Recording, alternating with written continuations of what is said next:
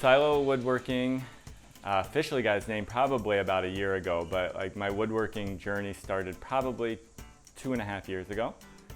My mother and father-in-law said that they were looking for some Adirondack chairs, so I figured I'd give it a shot. I have a full-time job, but I was looking for kind of a creative outlet. My job is mostly sitting at my desk and on the computer, but I was looking for something to do with my hands. I grew up in a rural town in Indiana. My dad's a farmer, my grandpa's a farmer. So from a very young age, I've always been laboring. I always worked. What started as just a set of Adirondack chairs turned into somebody asking for a table, someone else asking for a table, a coworker asking for a table, and it's just kind of built on itself. Cutting boards, obviously, dining room tables, coffee tables, Adirondack chairs are all things that I've built in the past and currently have in the works. I have done built-in entertainment centers, cabinets, and the opportunity to do some more finished carpentry is coming my way, like baseboards, paneling, wainscoting, stuff like that. Those are things that I'm interested in.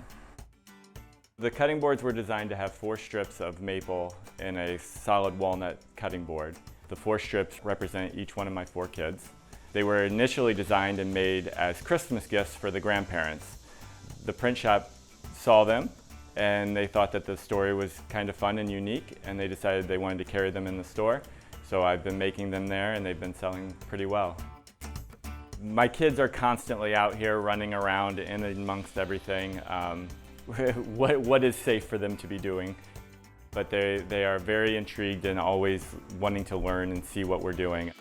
I'm wanting to show them that if you have a passion, no matter what it is, and if you follow it, you can be successful at it. My daughter is one that's out here all the time looking for something to sand.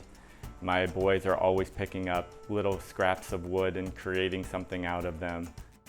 Just letting them see me working, that was a big part of my childhood, as I witnessed all my family working and seeing the value of hard work and a day's worth of work. People would ask what I want to be when I grow up, and it was always a good husband, good father. And now when you find your passion and you can incorporate those 2 things, that's where it's becoming very, very exciting.